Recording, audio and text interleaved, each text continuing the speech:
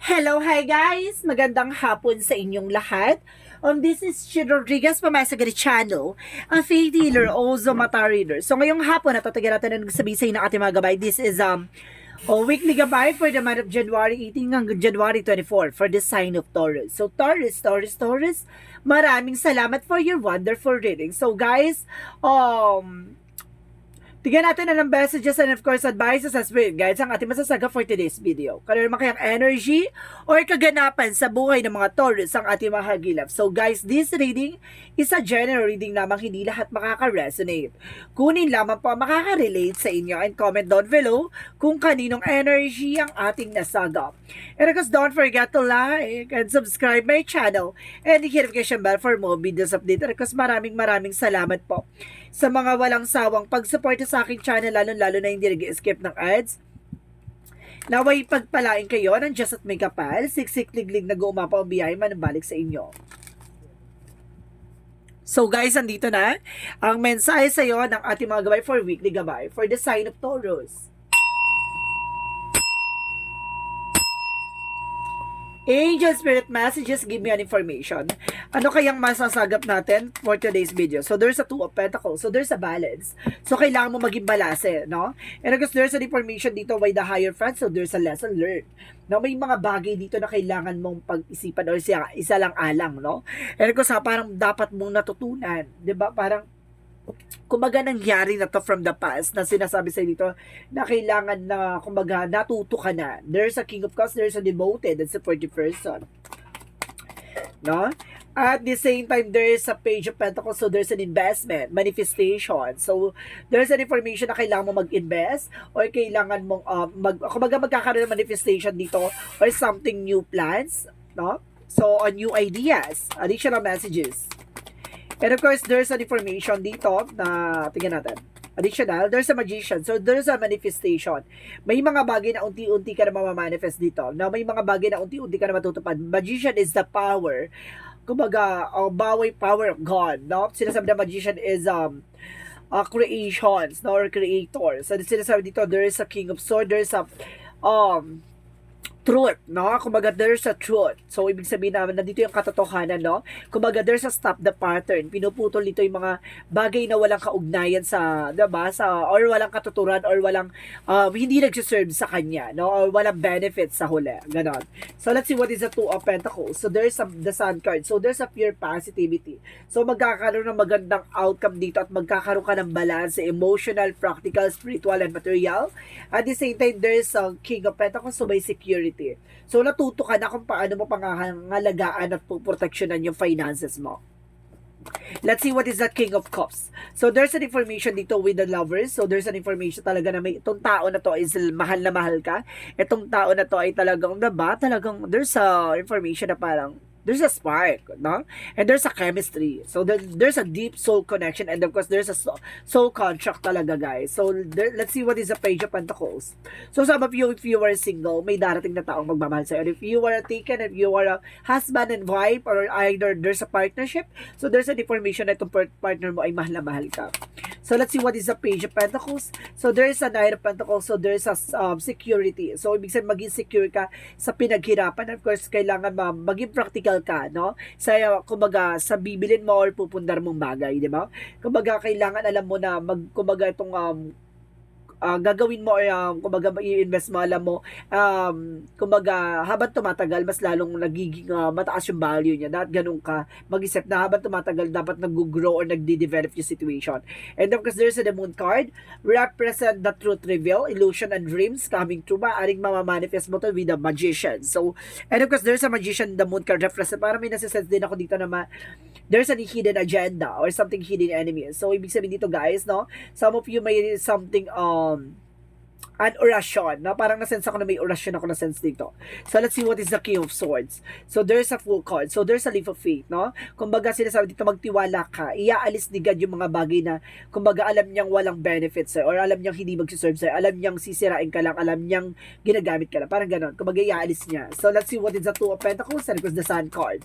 So, there's a Chariot card. So, there's an action. So, ito na nga, no? Gagalaw na ang baso. So, this is the moment na, kumbaga, unti-unti mo na nahahawakan yung mga kumbaga, matagal mo nang inasam-asam. And of course, the Five of Pentacles, so ibig sabihin matuto ka na about sa finances, no? Kumbaga, there's a possibility magkaroon ng financial loss or something, poverty. So, being wise, no? Kumbaga, maging wise kapag dating sa finances. So, let's see what is the King of Cups and the Lovers, no? Kasi kung hindi ka magiging maingat dito, magiging mahirap ka. Kung hindi ka magiging maingat dito, magigipit ka. Pag hindi ka naging maingat dito, 'di ba? Kumbaga, may hirapan ka, ganon. And because there is an Eight of Swords. So see, na kumbaga tong tao na to or yung inyong relationship is napapalibutan ng toxicities. No, it's either that there's a toxic family, toxic friends, or some of you, kumbaga there's an kumbaga against sa inyong relationship. So let's see what is the Page of Pentacles and of course the Knight of Pentacles. So let's see. So ibig sabihin lakasan ng pakiramdam ha. So there's a Five of Swords. So there's a fair fight, no? There's a fair fight dito na maaaring magiging patas ang laban. At the same time, kailangan maging aware ka rin sa magiging actions mo, no? Baka magkaroon ng self-sabotage. The Five of Swords is information na kailangan maging aware sa thoughts, sa knowledge, sa verbal expression, sa mga bagay na alam mo mag-i-impact sa ibang tao. So let's see what is the Magician and the Moon card. And of course, there's a Strength card. So, there's a confidence. So, kailangan magkaroon ka ng confidence sa sarili mo, tapang, lakas ang loob na, no, na kayang-kaya mong gawin yung isang bagay or kayang-kaya mong bumuo, no, hindi sumira ng isang eksena. So, let's see what is the King of Swords and the Fool card. There's an Eight of Pentacles. So, there's an information dito na, kumbaga, mag-focus ka, no, sa hangarin mo or mag-focus ka sa ginagawa mo. Magtiwala ka lang dyan by being dedicated sa ginagawa mo is mag-harvest ka at the end of the time. No? So let's see what is the outcome. Ang pinaka-outcome for you is the Justice. So there's a balance and karma coming in. So there's a karma ha. Kumbaga mag-ingat. So ibig sabihin there's a cause and effect or there's a consequences. No? Kumbaga may mga consequences na talagang lalagapak talaga. Diba? Kung may ginawa kang hindi maganda, sasampalin ka ng katotohanan na deserve mo yan. So if you are kumbaga doing a good things, no, ginawa ka kung may mga ginawa ka mabuti sa kapwa mo, maganda ang babalik sa iyo. So let's see what is additional messages for career. Pagdating sa career mo ay additional messages for Empress card, no? There's a renewal, revert, on new plans or new job, new promotions, new career. So ibig sabihin magkakaroon ka ng panibago or yayabong or lalakas ang iyong negosyo. And there's Queen of Cups, so there's a healing. So ibig sabihin makaka-recover na about sa career and finances mo. So about naman sa love life, ano magiging eksena mo dito sa love life, Taurus? Sa love life, so there's a Nine of Wands. So there's a slow and steady, kalmado, no? Panatiliin kalmado, have patience, no? Hindi ka pwedeng kumbaga wag mo nang ibalik yung mga dati mong kumbaga katangian or kumbaga yung ugali or attitudes mo na pagiging bugnutin or mainitin ng ulo, iwasan mo yan kasi nagdadala siya ng blockages. And because there's a Three of Cups, so there's a celebration coming in for you, diba? Kumbaga maging mahinahon ka at marunong kang kumbaga kumapa dyan sa paligid mo kasi may mga kaibigan ka dyan na, diba, susubukan kang kumbaga buyuin ulit, no, sulusulan ulit or something, kumbaga maging aware ka lang sa magiging actions mo. So let's see what is additional messages for or either a third party, no? Pagdating sa family, toxic friend, toxic environment. So ibig sabihin dito na kumbaga unti-unti naman nakaka-recover at unti-unti na tong parang nade-develop ka na in a good thing. So let's see what is additional messages for health.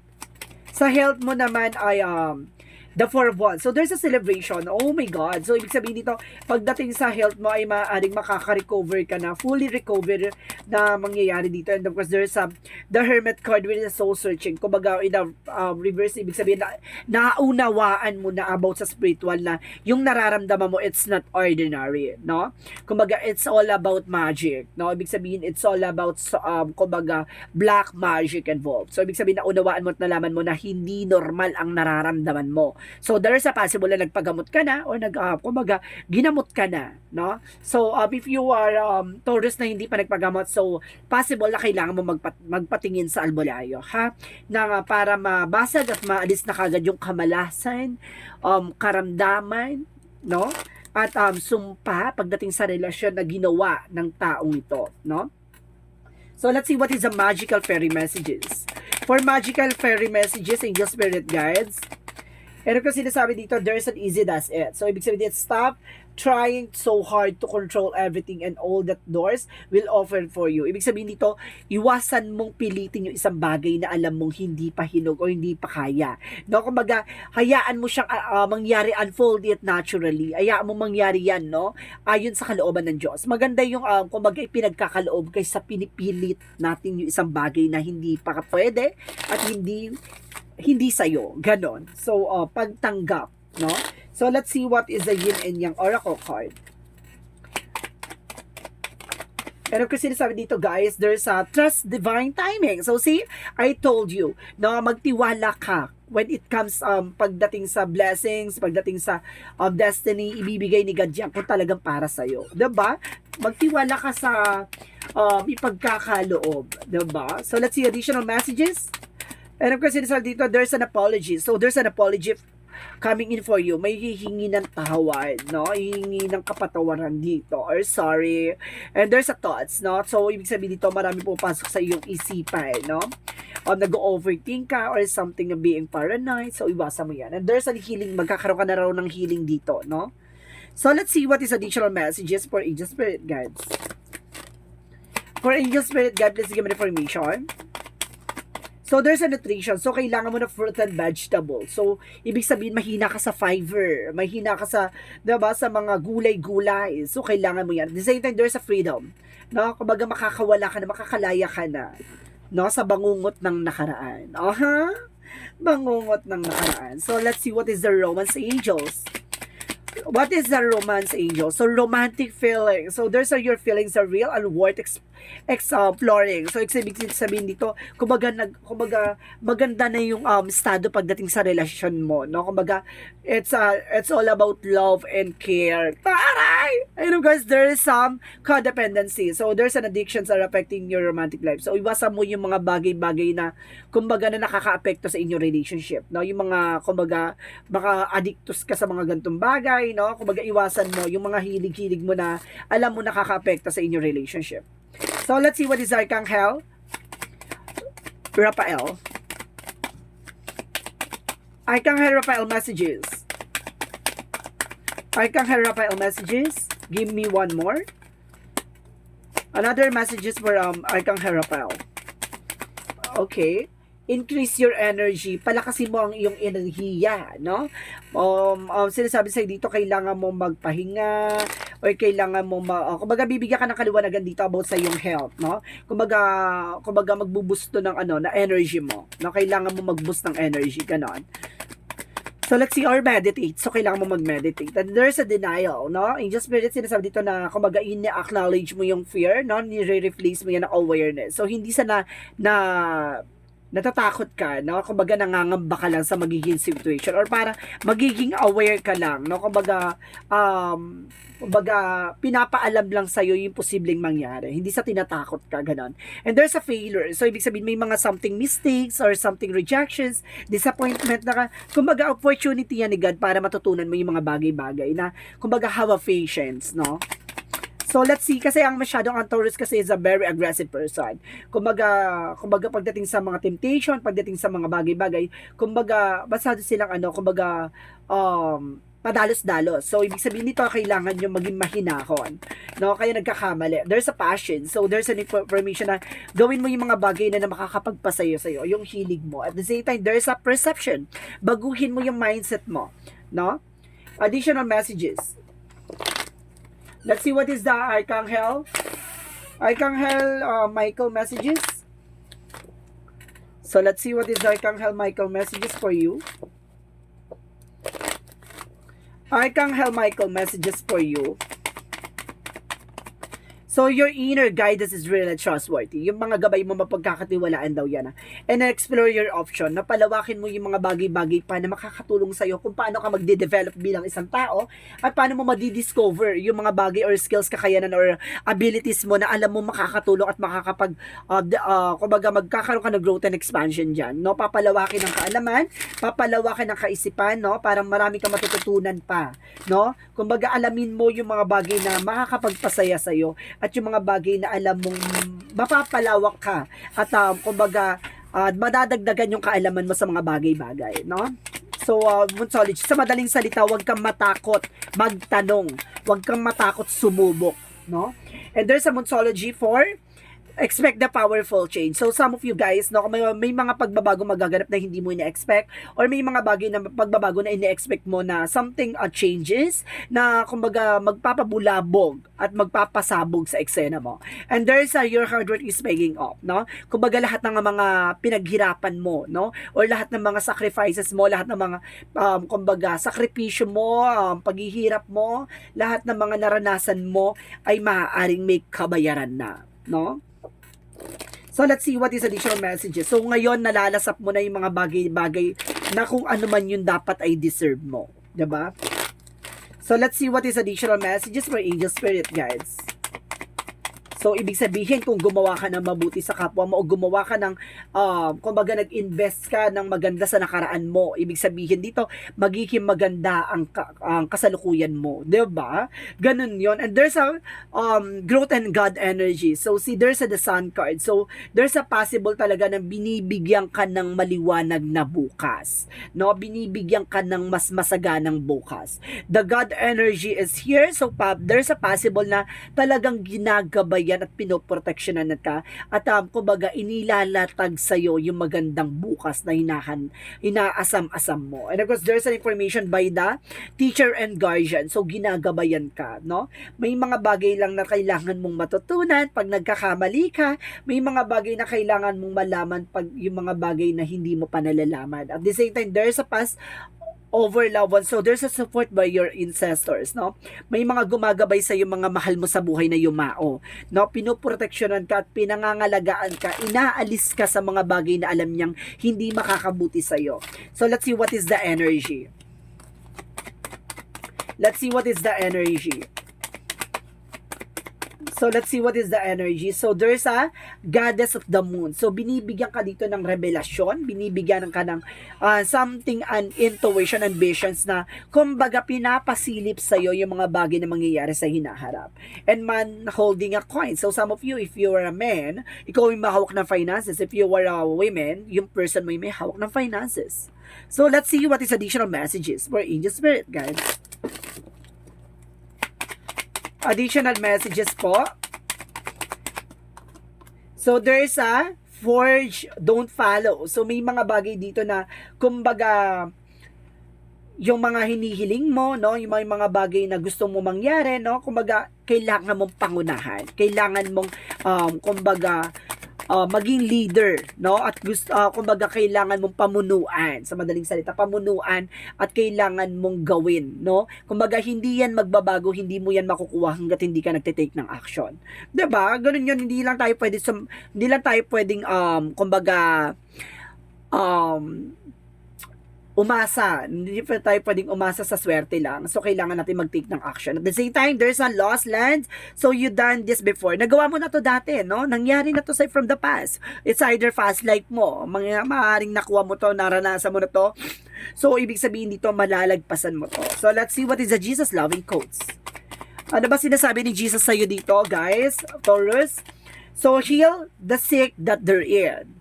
And say unto them, the kingdom of God come into you. So, ibig sabihin sa'yo dito na paggagalingin ni God yung mga sugat at yung mga bagay na nagdulot sa'yo ng sakit sa nakaraan. So, ibig sabihin dito, sinasabi silang sa'yo dito na ipinapakita lang sa'yo ni God yung mga bagay na, diba, mararanasan mo bago mo maranasan yung magandang bukas na ilalaan niya para sa'yo. Diba? Parang ano yan kumbaga ginagawa niyang malakas at kumbaga matibay na sandata mo, no, para sa mga susunod na eksena mo, hindi ka na nila kayang patumbahin, 'di ba?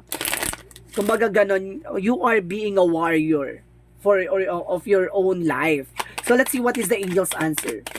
So, ibig sabihin dito, guys, no, ito yung magsisilbing kasagutan sa mga katanungan mo, no? There's a yes and no, so there's a possible na maaring ito yung, kumbaga, magiging sagot. There's the situation will improve.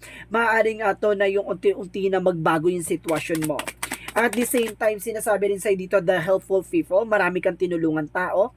Maaring, kumbaga, maraming taong tutulong sa'yo. It's either there's a vice versa. At the same time, there's a peaceful resolution. Magkakaroon ka ng kapayapaang solusyon sa lahat na nangyayari or kaganapan sa buhay mo. So let's see what is the angel's number. Angel's number represent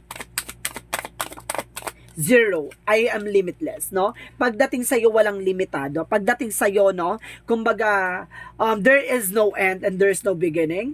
All is the infinite. It is the time to develop your spiritual sides. You are gaining new sides and understand of both godly and earthly things. So ibig sabihin dito, tinitignan mo both sides of situation, yung lighter sides, no? Kumbaga mataas ang sense of humor mo dito. Hindi ka kagad naniniwala basta-basta hangga't hindi mo na kukuha yung solution. Minsan nagiging aggressive ka sa mga situation, pero at the end of the time nagkakaroon ka ng realization na kumbaga talagang lumalagapak sa iyo yung kumbaga yung nararamdaman mo, diba? So let's see what is additional messages of life.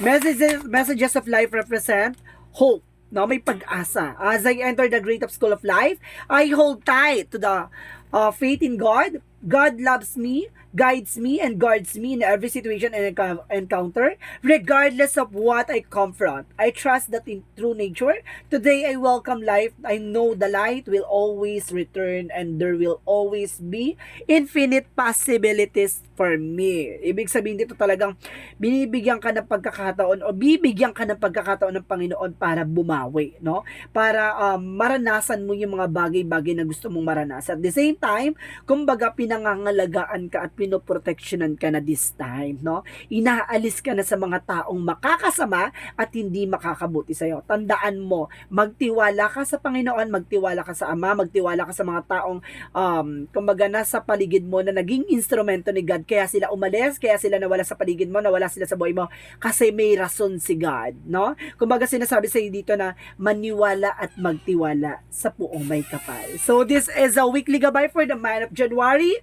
18 hanggang January 24 for the sign of Taurus. So Taurus, maraming salamat for your wonderful reading. So once again, this is Chin Rodriguez from Masagari Channel, a faith healer, also mata reader. So this reading is a general reading lamang. Hindi lahat makaka-resonate.